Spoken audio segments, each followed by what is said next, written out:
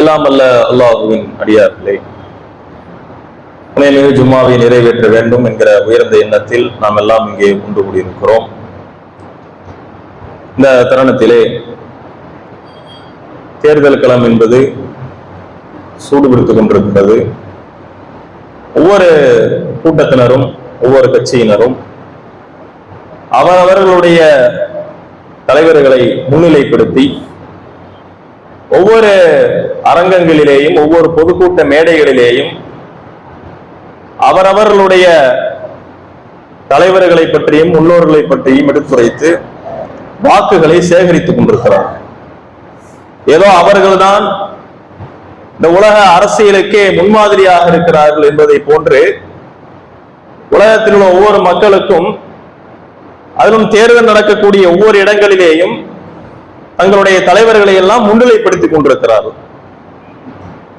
ஆனால் உலகத்திலேயே எல்லா துறைகளிலேயும் தலை சிறந்தவராக கொடிகட்டி பறக்கக்கூடிய ஒரு தலைவர் என்றால் அது ரசூலுல்லாஹி ஸல்லல்லாஹு அலைஹி வஸல்லம் அவர்கள் மட்டும்தான்.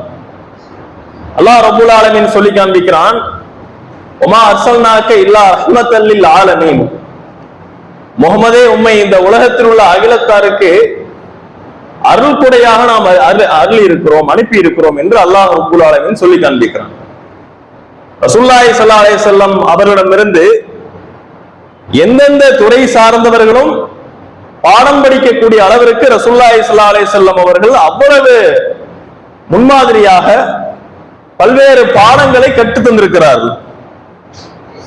அதிலும் குறிப்பாக அரசியல் களத்தில் இருப்பவர்கள், ஆட்சி அதிகாரத்தில் இருப்பவர்கள், மக்களுக்கு சேவை செய்கிறோம் என்ற பெயரில் வரக்கூடியவர்கள் அனைவருக்கும் முன்மாதிரியாக இருப்பவர்களாக முஹம்மது நபி ஸல்லல்லாஹு அலைஹி வஸல்லம் அவர்கள் இருக்கிறார். இதை நான் சொல்லல, இஸ்லாமிய மார்க்கத்தில் உள்ளவர்கள் மட்டும் இதை சொல்லவில்லை. பொது சிந்தனையாளர்கள், நடுநிலையாளர்கள், வரலாற்று ஆய்வாளர்கள் அவர்கள் எல்லாம் சொல்லுகிறார்கள், முஹம்மது நபி என்பவர் ஆன்மீகத்தில் மட்டும் தலை சிறந்தவர் அல்ல, ஆட்சி அதிகாரத்திலேயும் மற்ற ஆட்சியாளருக்கெல்லாம் முன்மாதிரியாக திகழக்கூடியவர் என்று அவர்களை கைப்பட எழுதிய நூலில் பதிவு செய்திருக்கிறார். தி 100 என்கிற ஒரு புத்தகத்தை மைக்கேல் ஹார்ட் என்கிற ஒருவர் எழுதுகிறார். அவர் உலகத்திலேயே தலை சிறந்த மனிதர்கள் 100 நபர்களை பற்றி எழுதுகிறார். அவர் எந்த மதத்தை சார்ந்தவர் என்று சொன்னால் கிறிஸ்தவ மதத்தை சார்ந்தவரா இருக்கிறார். கிறிஸ்தவ மதத்தை சார்ந்தவர் யாரும் முதலிடத்தை கொடுக்கணும்? அவர்கள் இயேசுவாக பார்க்கிறார்களா? நாம ஈசா அலைஹிஸ்ஸலாம் அவர்களாக பார்க்கிறோம். இந்த இயேசு என்பவருக்கு தான் முதலிடம் கொடுக்கணும். ஆனா இவர் யாருக்கு முதலிடம் கொடுக்கிறாருன்னு சொன்னா ரசூலுல்லாஹி ஸல்லல்லாஹு அலைஹி வஸல்லம் அவர்களுக்கு முதலிடம் கொடுக்கிறாங்க. கிறிஸ்தவ உலகமே ஆச்சரியத்தில் மிதக்கிறது. எப்ப நீ பிறப்புல கிறிஸ்தவன், நீ எழுதுற அந்த புத்தகத்துல முதல் இடத்தை நம்ம இயேசுவுக்கு கொடுக்காம நீ என்ன முகமது நபி கொடுத்திருக்க? 2வது இடத்துலதான் இயேசு வைக்கிறார். ஏன் முகமது நபி? அவரே புத்தகத்தில் எழுதுறார். நான் எழுதுறதை பார்த்து எல்லாம் அதிர்ச்சியா இருப்பீங்க. முதல் இடத்தை முகமது நபி கொடுத்ததை கண்டு அத்தனை பேர் அதிர்ச்சியா இருப்பீங்க. நான் எதற்கு தெரியுமா முகமது நபியை முதலிடத்தில் வைத்தேன்? இயேசுவாக இருப்பவர் அவர் ஆன்மீகத்தில் ஜொலித்தார். அசோகர், நெப்போலியன் அவர்கள் எல்லாம் ஆட்சியில் ஜொலித்தார்கள். ஆனால் ஆன்மீகத்திலேயும் ஆட்சியிலேயும் மற்ற நபர்களுக்கெல்லாம் முன்மாதிரியாக திகழ்ந்தவர் தான் முகமது நபி. அதன் காரணத்தினால்தான் அந்த தலைவரை நான் முதலிடத்தில் வைத்தேன் என்று கிறிஸ்தவ மதத்தில் இருப்பவர் சொல்றார். இதை இஸ்லாமியன் சொல்ல, வாழையடி வாழையாக பரம்பரை பரம்பரையாக மார்க்கத்தில் ஊறி திளைத்தவர்கள் சொல்லல முகமது நபி தான் முன்மாதிரி என்று. இந்த மார்க்கத்தில் இல்லாதவர், நடுநிலையாளர், வேறு மதத்தை சார்ந்தவர், வேறு கோட்பாட்டை உடையவர், வேறு கொள்கையில் உள்ளவர் சொல்லுகிறார் முகமது நபி தான் முன்மாதிரி, அவர்தான் தலைவர்களுக்கெல்லாம் தலைவராக இருக்கிறார் என்று சொல்லி புத்தகத்தில் முதலிடத்தை கொடுக்கிறார். கண்கூடா பார்க்கிறோமே, ஒரு ஆட்சி தலைவன் என்றால், ஒரு தலைவர் என்றால் அவர் இருக்க வேண்டிய பக்குவமான விஷயம் என்ன? அவரிடத்தில் இருக்கக்கூடிய பண்புகளில் மிக சிறந்த பண்பு என்னவாக இருக்க வேண்டும் என்றால் மனிதர்கள் மீது அக்கறை கொண்டவராக இருக்க வேண்டும். சமுதாய மக்கள், மக்கள், அந்த மக்களுக்கு நான் என்னென்ன செய்ய வேண்டுமோ அனைத்துமே செய்வேன் என்ற அந்த ஒரு எண்ண உறுதி அவருடைய உள்ளத்துல இருக்கணும். அது ரசூலுல்லாஹ்க்கு இருந்துச்சு. ஒரு தலைவனுக்கு இருக்கக்கூடிய அத்தனை பண்புகளுமே ரசூலுல்லாஹ்க்கு இருந்துச்சு. தலைவனா சும்மா அப்படியே தேர்தல் ஓட்டு போட்டு மேல வர தலைவன் கிடையாது. உண்மையான தலைவன் என்பவன் மக்களை நேசிக்கக்கூடியவனாக இருக்க வேண்டும். ஊர் மக்கள், மக்கள் எங்கேயுமே போய் சிக்கிடக்கூடாது, மக்களை நான் காப்பாற்றுவேன், அந்த வெறி கொண்டவனாக இருக்க வேண்டும் தலைவன். அந்த வெறி ரசூலுல்லாஹி ஸல்லல்லாஹு அலைஹி வஸல்லம் கிட்ட இருந்துச்சு. எப்படிப்பட்ட தூதராக இருந்தார், எப்படிப்பட்ட தலைவராக இருந்தார்? மக்கள் பசியோடு வருகிற பொழுது அந்த பசியை பார்த்து மகிழ்ச்சி உணரக்கூடியவராக இல்லை இந்த தலைவர். இவரிடத்தில் உணவு இல்லை என்றாலும் பிற மக்களுக்கு கொடுக்கக்கூடியவராக இருந்தவர் ரசூலுல்லாஹி ஸல்லல்லாஹு அலைஹி வஸல்லம். அபூ ஹுரைரா என்கிற ஒரு நபித்தோழர், பல ஹதீஸ்களை அவர் தான் அறிவிச்சிருக்கிறார். ஹதீஸ்களிலே அதிகமாக அறிவித்த நபித்தோழர்கள் முதலிடத்தை பிடித்தவர் அபூ ஹுரைரா. அவர் சொல்றாரு, கடுமையான பசி எனக்கு இருந்துச்சு, ஒவ்வொருத்தையும் நான் ஒரு வசனத்தை வச்சு விளக்கம் கேட்டு அதன் மூலியமா உணவுகளை பெறலாம் சொல்லி நான் ஐடியா பண்ணியிருந்தேன். ரசூலுல்லாஹ் ஒவ்வொருத்தையும் வசனத்தை சொல்லி சொல்லி காமிக்கிறேன். உமர் வர்றாரு, அபூபக்கர் வர்றாரு, எல்லாருமே அந்த வசனத்துக்கு விளக்கத்தை மட்டும் சொல்லிட்டு போயிடுறாங்க. கடைசியில ரசூலுல்லாஹ் பார்த்தேன், அந்த வசனத்துடைய விளக்கத்தை கேட்கிற மாதிரி என் பசியை தீர்ப்பதற்கு ரசூலுல்லாஹ் உணவு தருவாங்கன்னு நினைச்சு அப்படி கேட்டேன். ரசூலுல்லாஹி ஸல்லல்லாஹு அலைஹி வஸல்லம் விளக்கத்தை சொல்றதுக்கு முன்னாடி என் முக ஜாடையை வச்சு அழைச்சிட்டு போயிட்டாங்க. பசின்னு சொல்லி வீட்டுக்கு போறாங்க, பால் சொம்பு இருக்கிறது. ரசூலுல்லாஹி ஸல்லல்லாஹு அலைஹி வஸல்லம் எனக்கு பாலை தருவாங்க நான் எதிர்பார்த்துட்டு இருந்தேன். ரசூலுல்லாஹ் சொல்றாங்க, நம்மை போன்று வெளியில் பள்ளியில் அஸ்ஹாபு சுஃபா என்கிற திண்ணை தோழர்கள் பசியால் வாடிக்கொண்டிருப்பார்கள், அவர்களையும் அழைத்துவார்கள் அப்படிங்கிறாங்க. அபூ ஹுரைரா பிரமிச்சு நிற்கிறார். ஒரு சொம்பு பால் எனக்கே பத்தாது, அவர் சொல்ற, அவரே சொல்றாரு, ஹதீஸ் அறிவிக்கிறார், அவருக்கு அவரே பேசிக்கொண்டே போறார். ஒரு சொம்பு பால் நமக்கே பத்தாது, ரசூலுல்லாஹ் என்ன அத்தனை பேரையும் கூட்டுற சொல்றாங்க, சரி போய் கூட்டு வரும், ரசூலுல்லாஹ் சொல்லிட்டாங்களே அப்படின்னு அத்தனை பேரையும் கூட்டிட்டு வராங்க. எப்பவுமே ரசூலுல்லாஹ்வுடைய பண்பே எப்படின்னா, என்ன அன்பளிப்பு பொருள் வந்தாலும் ஏழை எளிய மக்களுக்கு கொடுக்காம ரசூலுல்லாஹ் சாப்பிட மாட்டார். எப்படிப்பட்ட தலைவர்னு பாருங்க. இது வெறும் கதை கப்சா கிடையாது, வரலாற்று ரீதியாக ஆவணப்படுத்தப்பட்ட, வரலாற்று ரீதியாக பாதுகாக்கப்பட்ட உண்மை சம்பவம் இதெல்லாம். எந்த உணவு பொருள் வந்தாலும் சரி, அஸ்ஹாபு சுஃபா என்கிற பசியின் கொடூரத்தில் இருக்கக்கூடிய அந்த தோழர்களுக்கு எல்லாம் கொடுத்துட்டு தான் ரசூலுல்லாஹ் சாப்பிடுவாங்க. அப்படிப்பட்ட பண்புடையவராக ரசூலுல்லாஹ் இருந்தாங்க. அபூ ஹுரைரா கொடுத்தாங்க, அத்தனை சஹாபாக்களும் கொடுத்துட்டு அபூ ஹுரைரா கொடுக்குறாங்க. ரசூலுல்லாஹ் கடைசியில குடிக்கிறாங்க. இப்படி எண்ணற்ற சம்பவங்கள் இருக்கிறது. மக்கள் பசியில் வாடுகிற பொழுது மக்களுக்கு உணவு கொடுத்தார்கள். ஒரு ரசூலுல்லாஹி ஸல்லல்லாஹு அலைஹி வஸல்லம் அவர்களுக்கு ஒரு அன்பளிப்பாக ஆடை ஒன்றை கொடுக்குறாங்க. அத ரசூலுல்லாஹி ஸல்லல்லாஹு அலைஹி வஸல்லம் வீட்டுல போய் அணிஞ்சிட்டு வந்து அப்படி வெளியே வந்து நிக்கிறாங்க. கூட இருக்கிற சஹாபாக்கெல்லாம் சொல்றாங்க, அல்லாஹ்வின் தூதரே, உங்களுக்கு அற்புதமா இருக்கு இந்த ஆடை அப்படின்னு. கூட இருக்கிற இன்னொருத்தர் சொல்றாரு, அல்லாஹ்வின் தூதரே, அந்த ஆடை எனக்கு கொடுத்துருங்க அப்படிங்கிற. எப்படி இருக்கு பாருங்க. ரசூலுல்லாஹ்க்கு மேலாடை கீழாடை இந்த ரெண்டு தான் இருக்கு அவங்கள்ட்ட. எக்ஸ்ட்ரா ஒரு ஆடை வச்சிருப்பாங்க, இதை துவைச்சா அதை போடுறதுக்கு, அதை போட்டா இது துவைக்கிறதுக்கு, இப்படிதான் வச்சிருக்காங்க ரசூலுல்லாஹ். ஆடையே ரொம்ப பற்றாக்குறையா இருக்கு ரசூலுல்லாஹ்வுக்கு. அப்படிப்பட்ட சூழலிலேயும் ரசூலுல்லாஹி ஸல்லல்லாஹு அலைஹி வஸல்லம் அவர்களுக்கு ஒரு ஆடை வருகிறது, அன்பளிப்பாக வருகிறது. கேட்ட உடனே கொடுத்துட்டாங்க ரசூலுல்லாஹ். கூட இருக்கிற தோழர்கள்லாம் யார் அந்த ஆடையை கேட்டார்களோ அந்த நபரை பார்த்து முகம் சுளிப்பதை போன்று பேச ஆரம்பிக்கிறார். உங்களுக்கு என்ன புத்தி இல்லையா? அந்த மாதிரி வார்த்தை போட்டு பேசுறாங்க. ரசூலுல்லாஹ் எப்படிப்பட்டவங்க? கேட்டா கொடுப்பாங்கன்னு தெரியாதா, எது கேட்கிறீங்க அப்படி? கேட்டா கொடுப்பாங்கன்னு தெரியாதா, எது கேட்கிறீங்க நீங்க? அந்த மனிதர் சொல்றாரு, அந்த ஆடையை நான் போடுறக்காக வேண்டி கேட்கல, என்னுடைய இறுதி தருணத்துல, என்னுடைய மௌத்துல, என்னுடைய உடலுக்கு கஃன் துணியாக மாற வேண்டும் என்பதற்காக வேண்டிதான் ரசூலுல்லாஹ்வுடைய ஆடையை நான் கேட்டேன் அப்படின்னு அவரு சொல்றாரு. பாரு, கேட்டோம்னே கொடுத்தாரு. இன்னைக்கெல்லாம் எல்லாம் வந்து அரசியல்வாதிகள்ட்ட எதிர்பார்க்க முடியுமா? எதிர்பார்க்கலாம். எப்ப எதிர்பார்க்கலாம்? தேர்தல் நெருக்கத்தில் எதிர்பார்க்கலாம். சிஎம்ஏ நம்ம வீட்டு வாசல் வந்து நிப்பார், கையெழுத்து கும்பிடுவார். அது சாப்பாடு கொடுக்கறதுல விளம்பரத்தை பார்க்கணுமா? கூடவே கேமராமேனை குத்தகைக்கு எடுத்துருவாங்க. இந்த தேர்தல் முடிகிற வரையும் கேமராமேன்ல பக்கத்துல எப்பவுமே இருக்கணும். சத்ருவ கூடத்துக்கு நேரா போவார், பக்கத்துல யாரோ பசங்க இங்கிட்டு புள்ள இங்கிட்டு ஒரு பையனை உட்கார வச்சுக்குவாங்க. அது பேசுற மாதிரி அப்படி குனிவாரு, அது ஒரு போட்டோ, ஒரு 1000 போட்டோ. சாப்பாடு எடுத்து ஊட்டுற மாதிரி குனிவாரு, அதுக்கு ஒரு 20 போட்டோ.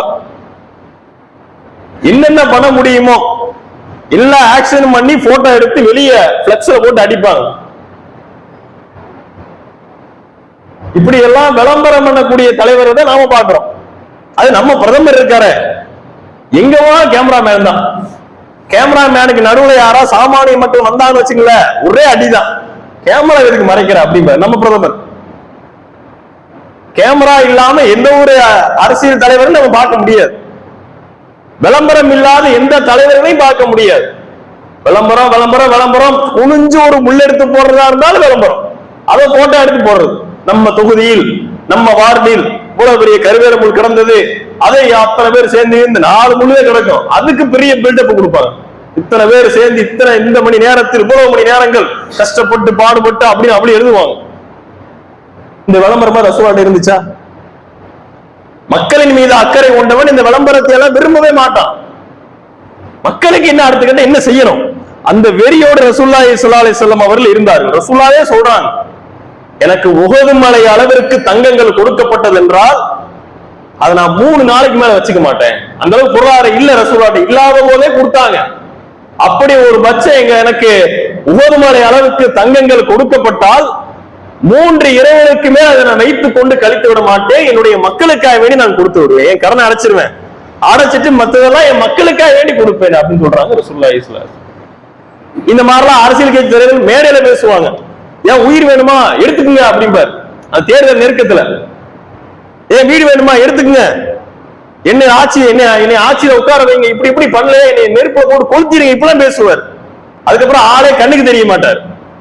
ரசூலுல்லாஹி ஸல்லல்லாஹு அலைஹி வஸல்லம் வாய்ச்சொல் வீரராக மட்டும் இல்லாமல் அதை செயல் நடைமுறைப்படுத்தக்கூடிய தலைவராகவும் இருந்தார். அள்ளி அள்ளி கொடுத்தாங்க. அது மட்டும் இல்ல, எந்த அளவுக்கு ரசூலுல்லாஹி ஸல்லல்லாஹு அலைஹி வஸல்லம் மக்கள் மீது அக்கறை இருந்துச்சுன்னு சொன்னா, மக்களுடைய இந்த பாதுகாப்பு இருக்கிறது அல்லவா, மக்களை பாதுகாக்கிறாங்க. இன்றைய காலத்துல தலைவரை பாதுகாக்கிறதுக்கு மக்கள் வரணும், ஆனா ஒரு தலைவர் ஊர் மக்களை தனியாரா பாதுகாக்கிறார். ஒரு இரவு நேரத்துல, அதிகாலை நேரம், பயங்கரமான சத்தம், 14 இருந்து பக்கத்து பகுதியில பயங்கரமான சத்தம். அதுக்கு முன்னாடியே என்ன வதந்தி பரவிட்டு இருந்துச்சுன்னா, மிகப்பெரிய கூட்டம் மதீனாவில் உள்ள மக்களை தாக்குவதற்காக வேண்டி வருகிறது, படை வருகிறது எல்லாம் முன்னாடியே பேச்சு நடந்துட்டு இருக்குது. இப்படி ஒரு பேச்சு நடந்துட்டு இருக்கிற இந்த சூழல்ல பயங்கரமான ஒரு சத்தம் மதீனாவுக்கு பக்கத்தில் இருக்கிற அந்த ஊர்ல கேட்குது. மக்கள் எல்லாம் அதிகாலையில் எந்திரிச்சு அந்த சத்தம் கேட்கக்கூடிய இடத்தை நோக்கி போறாங்க.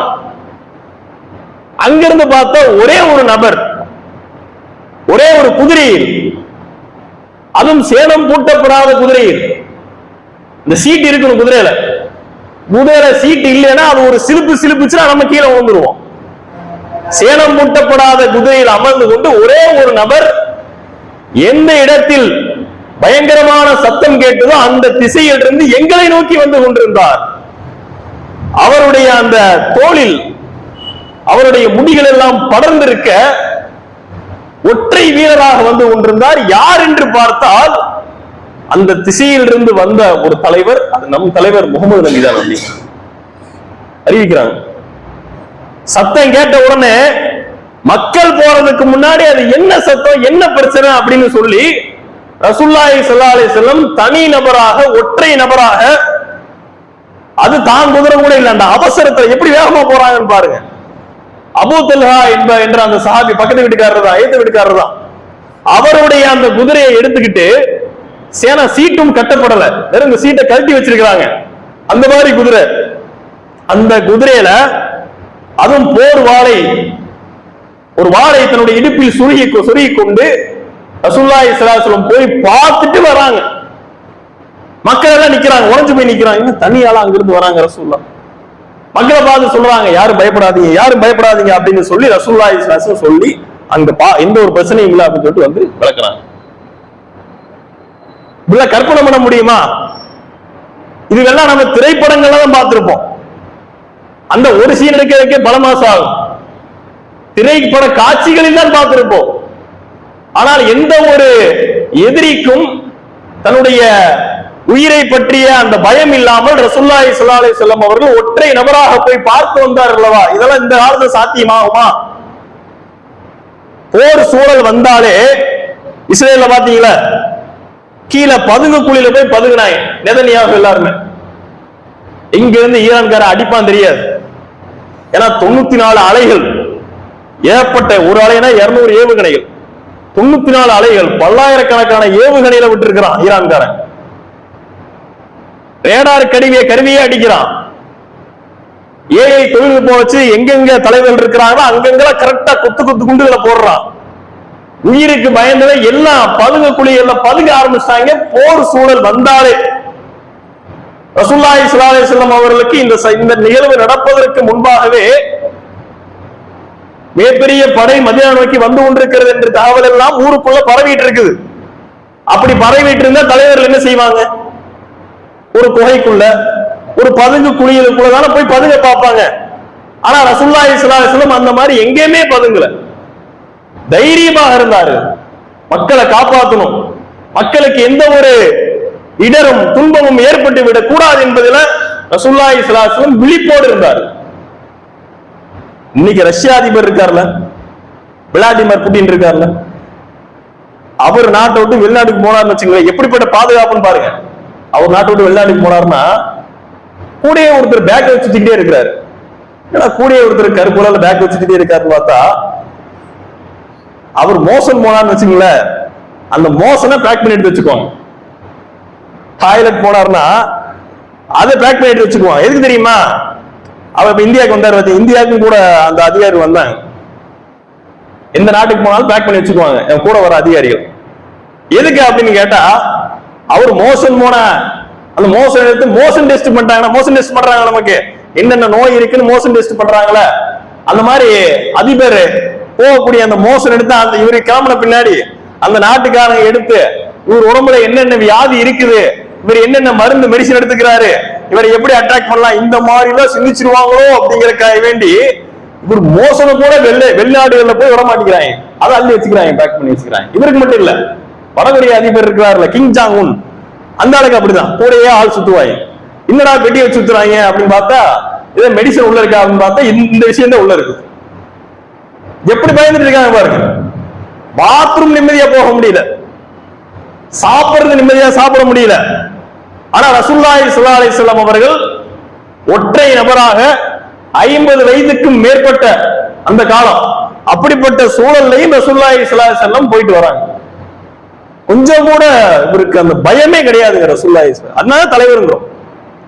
மாவீரர் என்று சும்மா மேடையில் மக்களை உசுப்பேற்றுவதற்கு, பயான்ல ஒரு மெருகூட்டுவதற்காக வேண்டி நாம பேசல. ரசூலுல்லாஹ் வரலாற்று சம்பவங்களை பார்க்கிறோம். இவருக்கு வீட்டுல கூட காவலாளி யாரும் இல்ல. ரசூலுல்லாஹ்வுக்கு வீட்டுக்கு ஒரு காவலாளி இருப்பாங்களே, ஒரு சாதாரண எம்எல்ஏ கூட வாட்ச்மேன் வெளியே இருப்பாங்க. வீட்டுக்கு வாட்ச்மேன் கூட இல்லாத ஒரு தலைவர்னா ரசூலுல்லாஹ் தான். ஏன்னா யூதர்லாம் இருக்காங்களே, மொத்தம் முழுக்க முஸ்லிம் நாடுனா பிரச்சனை இல்ல, அந்த நாட்டுக்குள்ள யூதர்லாம் இருக்கிறான்ல. உமரதியாவுடைய ஆட்சி காலகட்டத்தில் உமரதியா கொன்னதே யூதன் தானே. எல்லா மாற்று கொள்கையிலும் உள்ளவர்களும் கலந்திருக்கக்கூடிய நகரமாக இருக்கிறது. எங்கிருந்து யார் எப்போது தாக்குவார் என்று தெரியாது. அப்படிப்பட்ட சூழலையும் ரசூலுல்லாஹி ஸல்லல்லாஹு அலைஹி வஸல்லம் தான் வீட்டுக்கு வாய்க்காவலர்களை அமைத்துக் கொண்டார்களா? வாசலில் வாட்ச்மேன்களை அமைத்துக் கொண்டார்களா? இல்லையே. அது ஒரு ஹதீஸ்ல பாக்குறோம், ஒரு பெண்மணி கபர்ல பக்கத்துல வந்து அழுதுட்டு இருப்பாங்க. ரசூலுல்லாஹி ஸல்லல்லாஹு அலைஹி வஸல்லம் என்ன செய்வாங்கன்னா, அப்படி ஒப்பாரி வைக்காதீங்கம்மா, பொறுமையா இருங்க, அல்லாஹ்வோட துஆ செய்யுங்கம்மா. வந்து சொன்னவர் ரசூலுல்லாஹி ஸல்லல்லாஹு அலைஹி வஸல்லம் என்பது அந்த பெண்மணிக்கு தெரியாது. இந்த நகரத்தை, இந்த நாட்டினுடைய தலைவர் என்பது அவங்களுக்கு தெரியாது. ரொம்ப அந்தமா பேச ஆரம்பிச்சுறான். ஏன் வழி எனக்கு தான் தெரியும், அவங்களுக்கு தெரியுமா? இந்த மாதிரி வேலை பார்த்து இந்த மாதிரி வார்த்தை பயன்படுத்திடுறாங்க. ரசூலுல்லாஹ் பேர் எப்படிப்பட்ட பாருங்க, அது அவரோட போயிடுறாங்க, ரசூலுல்லாஹ் போயிடுறாங்க. பின்னாடி வந்தவர் சொல்றாரு, ஒரு நாட்டுடைய அதிபருமா, தலைவருமா, நம்ம தூதருமா, ரசூலுல்லாஹ் அப்படி சொன்ன உடனே அந்த அம்மாவுக்கு ஜீரணிக்க முடியல, எப்படி திட்டோமே, நேரா கிளம்புறாங்க, ரசூலுல்லாஹ்வுடைய வீட்டுக்கு போறாங்க. அந்த அம்மாவே சொல்றாங்க, நான் ரசூலுல்லாஹ்வுடைய வீட்டுக்கு போனேன், வாசல்ல எந்த ஒரு காவலாளியும் இல்லை. அந்த அம்மா சொல்றாங்க, அந்த அம்மா வாய்ப்பட சொல்றாங்க, எந்த ஒரு காவலாளியும் நான் பார்க்கவில்லை, நேரா ரசூலுல்லாஹ்வுடைய வீட்டுக்கு போயிட்டேன். ரசூலுல்லாஹ்ட்ட போய், அல்லாஹ்வின் தூதரே, நீங்கன்னு எனக்கு தெரியாது, தெரியாம பேசிட்டேன், அல்லாஹ் வரும். அப்ப ரசூலுல்லாஹ் சொல்றாங்க, இன்னம சபரும் இந்த சதுமத்தில் ஊழா, பொறுமை என்பது ஆரம்பத்துல வரணும். ஒப்பாரி வச்சு அழுது ஒருத்தல திட்டி உடைச்சு நம்மால் பெருமையா பேசுவாங்க. அந்த கோபப்படுறதே பெருமையா பேசுவாங்க. அதெல்லாம் கோபப்பட்டேன்னு வச்சுக்கோங்களேன், வீடு வீடா இருக்காது அப்படின்னு. அது ஒரு பலவீனம். கோபம் என்பது ஒரு நோய். அது செல்லெல்லாம் உடைச்சிருவார். கோபம்லாம் வந்துச்சுன்னா செல்லத்தெல்லாம் தூக்கி போட்டு உடைச்சிருவீங்க. அது பைத்தியக்காரத்தனம். செல்ல போட்டு உடைச்சுட்டு அதுக்கப்புறம் சபரு செய்வார். உட்கார்ந்து தஸ்மீம்ல எடுத்து உருட்டிட்டு இருப்பார். இப்படி ரசூலுல்லாஹ் சொல்ல வரல. கோபம் வருவதற்கு முன்பாகவே பொறுமையை கடைபிடிக்க வேண்டும், அப்படி ரசூலுல்லாஹ் சொல்லி கொடுக்குறாங்க. நம்ம கவனிக்க வேண்டிய விஷயம், இதுல கவனிக்க வேண்டிய விஷயம் என்னன்னா, வாசல் எந்த ஒரு காவலாளியும் இல்லை. வந்தா யாரா இருந்தாலும் இலகுவா சந்திச்சிடலாம். ஒருத்தர் எதிரி வந்தா கூட இலகுவா அடிச்சிடலாம். அப்படிப்பட்ட சூழல்ல ரசூலுல்லாஹ் இருக்கிறாங்க. ரசூலுல்லாஹி ஸல்லல்லாஹு அலைஹி வஸல்லம் எப்படி இருக்காங்க பாருங்க. மக்களுக்கு பாதுகாப்பா இருக்கிறாங்க. மக்கள் உணவு கேட்ட வாரி தரக்கூடியவர்களா இருக்கிறாங்க. மக்கள் பணம் கேட்டா தரக்கூடியவர்களா இருக்கிறாங்க. ஆடை கேட்டா தரக்கூடியவர்களா இருக்கிறாங்க. மக்களின் மீது அக்கறை கொண்ட தலைவராக ரசூலுல்லாஹி ஸல்லல்லாஹு அலைஹி வஸல்லம் மீறக்கூடியவராக இருக்கிறாங்க. ஆட்சி அதிகாரம் வந்த உடனே இன்றைக்கு ஒவ்வொருவருமே என்ன யோசிக்கிறாங்கன்னா, எப்படியாவது அதிகாரத்துல உட்கார்ந்து மக்கள் கொடுக்கக்கூடிய வரி பணத்தில் வாழ்ந்து வரலாம் என்றுதான் வருகிறார்கள். அதுதான் டெபாசிட் அவ்வளவு கட்டுறாங்க பணத்தை. வேட்பாளருக்காக வேண்டி எவ்வளவு பணத்தை, ஒரு வேட்பாளர் எவ்வளவு பணத்தை கொட்டுறாரு. எது கொட்டுறாரு? கொட்டுற பணத்தை எல்லாம் திருப்பி எடுப்போம். அதிகாரத்துக்கு வந்த உடனே ஒரு தொகுதியை பிடிச்ச உடனே மக்களுடைய வரிப்பணத்தை எல்லாம் வாழ்ந்துடலாம், பரம்பரையா வாழ்ந்துடலாம். இந்த எண்ணத்தோடு வந்து ஆட்சி கட்டிலை அலங்கரித்துக் கொண்டிருக்கிறார். ஆனா ரசூலுல்லாஹி ஸல்லல்லாஹு அலைஹி வஸல்லம் அப்படி இருந்தாங்களா? அதிகாரம் அவருக்கு கொடுக்கப்பட்டது, ஆட்சி அவர் கையில் இருக்கிறது. அந்த ஆட்சியை வைத்துக் கொண்டு, அதிகாரத்தை வைத்துக் கொண்டு இன்பகரமான வாழ்க்கையை ரசூலுல்லாஹி ஸல்லல்லாஹு அலைஹி வஸல்லம் வாழ்ந்தார்களா? வரலாற்று பக்கங்களை திருப்பி பாருங்கள். அப்படி எந்த ஒரு இன்பகரமான வாழ்க்கையும் ரசூலுல்லாஹ் வாழவே இல்லை. அவருடைய உணவு சார்ந்த விஷயங்களை நீங்க எடுத்துக்கிட்டாலே, நபி தோழர்கள் அறிவிக்கிறாங்க, 3 நாள் ரசூலுல்லாஹி ஸல்லல்லாஹு அலைஹி வஸல்லம் வயிறார உண்டதில்லை அப்படிங்கிறாங்க. வயிறு நிரம்ப சாப்பிட்டது இல்லை. 3 நாளைக்கு ஒரு காலம் சாப்பிடுவாங்க. திங்கக்கிழமை சாப்பிடுறாங்களா, செவ்வாய் புதன் வியாழன் 3 நாள் சாப்பிட மாட்டாங்க. வெள்ளிக்கிழமை சாப்பிடுவாங்க. நாமலாம் 3 வேளை ஏதாவது ஒரு வேலையாவது வயிறார சாப்பிடாம இருந்துக்கிறோமா? 3 வேளை வயிறார சாப்பிடுவோம். காலையிலையும் வயிறு ஃபுல்லா சாப்பிடுவோம், மத்தியானம் வயிறு ஃபுல்லா சாப்பிடுவோம், 10 மணிக்கு ஒரு டீ வடை பண்ணு அது சாப்பிடுவோம், சாயந்தரம் ஒரு டீ வடை சாப்பிடுவோம், நைட்டு அப்படியே கட்டுன்னு கட்டுவோம். ரசூலுல்லாஹி ஸல்லல்லாஹு அலைஹி வஸல்லம் எப்படி இருந்தாங்க? ஒரு சாமானியன் சாப்பிடக்கூடிய அந்த சாப்பாடை கூட ரசூலுல்லாஹ் சாப்பிட முடியும். அவ்வளவு வறுமையில இருந்தாங்க. அவங்க நினைச்சிருந்தா சாப்பிட்டுருக்கலாமே. பக்கத்துல எத்தனை பாரசீக மன்னர்கள் இருந்தார்கள், ரோம் மன்னர்கள் இருந்தார்கள். அன்றைய காலத்துல எப்படி எல்லாம் சாப்பிட்டு இருந்தான், எப்படி எல்லாம் வகை வகையான உணவுகள் இல்லைன்னு இல்ல, உணவுகள் எல்லாம் இருந்தது. இருந்தாலும் ரசூலுல்லாஹி ஸல்லல்லாஹு அலைஹி வஸல்லம் அதை தேர்ந்தெடுத்துக் கொள்ளவில்லை. ரசூலுல்லாஹ்ட்ட சரியான ஆடை இல்ல, ரசூலுல்லாஹி ஸல்லல்லாஹு அலைஹி வஸல்லம் அவர்களுக்கு சரியான உணவு இல்ல, ரசூலுல்லாஹ்வுடைய அந்த வீடு இருக்கிறது அல்லவா. நீ பாருங்க, ஒரு சாதாரண எம்எல்ஏ உடைய வீடு எப்படி இருக்கும்? அவர் இருக்கிறதுக்கு பிரம்மாண்டமான வீடு இருக்கும். அவர் வாத்தாடுற நாய் புசு புசுன்னு இருக்கும். அந்த நாய் இருக்கிறதுக்கு பிரம்மாண்டமான வீடு இருக்கும். ரசூலுல்லாஹ்க்கு அந்த மாதிரி வீடுலாம் கிடையாது. ஆக சிறந்த தலைவருக்கு பிரம்மாண்டமான மாட மாளிகைகள் இல்லை. அவர் வந்த உடனே, மதீனாவுக்கு வந்த உடனே தான் சொந்த காசை போட்டு மஸ்ஜித் நபவி பள்ளியைத்தான் கட்டினாங்க, வீட்டை கூட கட்டல. ரசூலுல்லாஹி ஸல்லல்லாஹு அலைஹி வஸல்லம் வீடுன்னு ஒண்ணு கட்டினாங்க. எப்படிப்பட்ட வீடு கட்டினாங்க? பள்ளியோட அப்படியே அட்டாச் பண்ணி கட்டினாங்க. அந்த வீடு எப்படிப்பட்ட வீடுன்னு சொன்னா, நபி தோழர்கள் சொல்றாங்க, நம்மளா வீடு கட்டுறதா இருந்தா செவுரு எவ்வளவு பெருசா வைப்போம்? நம்மளோட 3 மடங்கு பெருசா வைப்போம், உயரமா வைப்போம். ஆனா ரசூலுல்லாஹ்வுடைய செவுரு எப்படி தெரியுமா இருந்துச்சு? ரசூலுல்லாஹ் தொழுகைக்காக வேண்டி எந்திரிச்சு நின்னாங்கன்னா அவங்க தலை வெளியே தெரியும். அப்படித்தானே 20 தொழுகைலாம் தொழுதாங்க. சஹாபாக்கெல்லாம் பின்பற்றி தொழுதாங்க. நீங்க நம்ம ஜமா தொழுகிறோம்ல 20 தொழுகை ஒன்னா நின்று தொழுகை. அது காரணம் என்ன? ரசூலுல்லாஹி ஸல்லல்லாஹு அலைஹி வஸல்லம் ரமலான் மாசத்துல கடைசியெல்லாம் பாத்தீங்கன்னா எந்திரிச்சுன்னு தொழுவாங்க. இரவு நேரத்தில் தொழுவும் போது பின்னாடி அவருடைய தலையை பார்த்து சஹாபாக்கெல்லாம் பள்ளிவாசல் நின்று தொழுவாங்க. வீட்டுல ரசூலுல்லாஹ் தொழுவாங்க, தலை வெளியே தெரியும். இந்த ருக்கு சஜ்தா கனெக்ட் பண்ணி வெளியே நின்று இவங்க ஜமாத்தா தொழுவாங்க. அப்படி சுவர் இருந்துச்சு, அப்படி வீடு இருந்துச்சு. நீங்க கேள்விப்பட்டிருப்பீங்க, ஆயிஷா ரலியல்லாஹு குறுக்க படுப்பாங்க, ரசூலுல்லாஹ் சஜ்தா செய்யும் போது குத்துவாங்க. இப்பெல்லாம் கேள்விப்பட்டிருக்கீங்க. எப்படிப்பட்ட கஷ்டம் பாரு. ஆடை ரீதியா எடுத்துக்கிட்டாலும் சரி, உணவு ரீதியா எடுத்துக்கிட்டாலும் சரி, இருக்கக்கூடிய இருப்பிடம் சார்ந்த விஷயங்கள் எடுத்துக்கிட்டாலும் சரி, போகக்கூடிய வாகனம் இருக்கிறது அல்லவா, கழுதையில ரசூலுல்லாஹ் போவாங்க. சில நேரம் குதிரையில போவாங்க, சின்ன கழுதெல்லாம் போயிருக்காங்க. அப்படி யாராவது பார்க்க முடியுமா? ஆட்சியாளர் யாராவது சைக்கிள் போவாங்களா? நடந்து போவாங்களா? சைக்கிள்ல போறதா இருந்தாலும் சும்மா விளம்பரத்துக்காக வேண்டி போவாங்க. உண்மையிலே போவாங்களா? சைக்கிள்ல ஒரு தேவைக்காக வேண்டி போவாங்களா?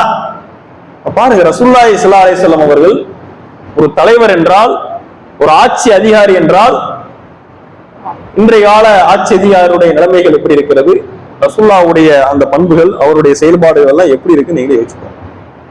ஆட்சி அதிகாரத்துக்கு வந்துட்டாவே தானும் நல்லா இருக்கணும், தான் சொந்த பந்தங்கள் நல்லா இருக்கணும், அதுக்காக வேண்டிதான் மக்களுடைய வரி பணத்துல ஊழல் செய்யக்கூடிய காட்சி எல்லாம் பார்க்கணும். ஆனா ரசூலுல்லாஹ் எப்படி இருந்தாங்க? ரசூலுல்லாஹி ஸல்லல்லாஹு அலைஹி வஸல்லம் அவர்களுக்கு சதக்கா பொருள் ரசூலுல்லாஹ்வுக்கு ஹராம். மற்ற ஏழை மக்கள் எல்லாம் அதை வாங்கிக்கலாம். ஆனா ரசூலுல்லாஹ்வுக்கு அது ஹராமாக்கப்பட்டிருக்கிறது. ஒரு தடவை சதக்கா பேர்ச்சம்பள குவியல் இருக்கிறது. அவருடைய ரசூலுல்லாஹி ஸல்லல்லாஹு அலைஹி வஸல்லம் பேரர் ஹசன் இருக்கிறார் அல்லவா, அவர் அந்த குவியல் இருந்து ஒரு பேர்ச்சம்பளத்தை எடுத்து சாப்பிட்டுறார். வாயில வச்சார். ரசூலுல்லாஹி ஸல்லல்லாஹு அலைஹி வஸல்லம் ஓடி வந்து கஹ்ங்கறாங்க, துப்புங்கறாங்க. சொல்லிட்டு அடுத்து ரசூலுல்லாஹி ஸல்லல்லாஹு அலைஹி வஸல்லம் சொல்லி கேக்குறாங்க, அம்மா ஷாரத் அண்ணா லா நஅகுலு சதகா, நாம இந்த சதக்கா பொருளை சாப்பிடக்கூடாதுன்னு ஹசனே உனக்கு தெரியாதா? அப்படிங்க. சின்ன பையன் சும்மா எடுத்து போட்டு இருக்கிறாரு பசிக்குதுன்னு. அத ரசூலுல்லாஹி ஸல்லல்லாஹு அலைஹி வஸல்லம் கீழே துப்புப்பா, நம்ம சாப்பிடக்கூடாது அப்படின்னு சொல்லி பேரனுக்கு உபதேசம் பண்றாரு. ஆனா இன்னைக்கு பையன் பேரன் அப்படி ஆட்சியை கொடுக்கறதுல இருந்து, பொருளாதாரத்தை ஒதுக்குறதுல இருந்து இன்னைக்கு எத்தனை தலைவர்களை பார்க்கிறோம். ரசூலுல்லாஹி ஸல்லல்லாஹு அலைஹி வஸல்லம் அப்படி இல்லை, தனித்துவமாக விளங்குகிறார். இன்றைய கால தலைவர்களுக்கெல்லாம் முன்மாதிரியாக படிப்பினை பெறக்கூடிய ஒரு தலைவராக ரசூலுல்லாஹி ஸல்லல்லாஹு அலைஹி வஸல்லம் இருக்கிறார்கள். ஆட்சி அதிகாரம் வந்த உடனே சிலருக்கு அந்த திமிரு பெருமை எல்லாமே கூடும். ஆனா ரசூலுல்லாஹி ஸல்லல்லாஹு அலைஹி வஸல்லம் அந்த மாதிரி திமிரு பெருமை எதுவுமே கிடையாது. முன்னாடி அந்த சம்பவத்தை நான் விளக்குனேன். ஒரு பெண்மணி கூட திட்டிட்டு போவாங்க. அந்த பெண்மணி வரும்போது கூட ரசூலுல்லாஹி ஸல்லல்லாஹு அலைஹி வஸல்லம் அவங்களுக்கு உபதேசம் பண்ணி அனுப்புவாங்க.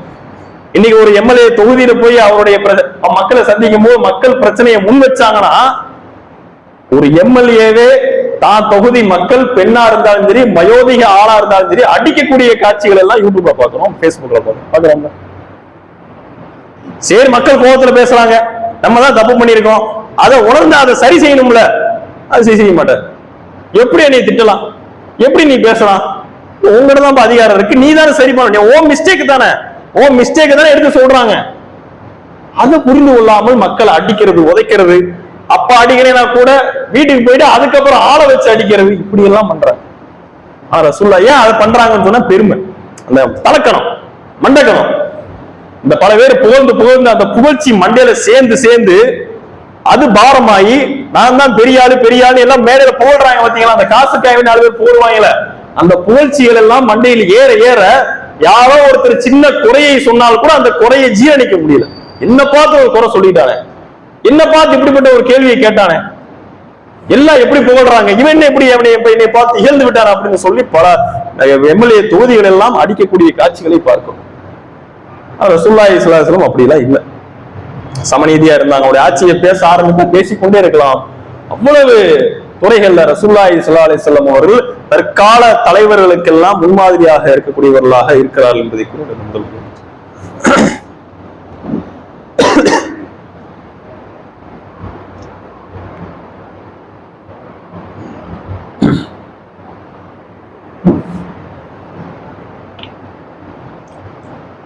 اشرح لي صدري ويسر لي امري واحلل عقدة من لساني يفقهوا قولي.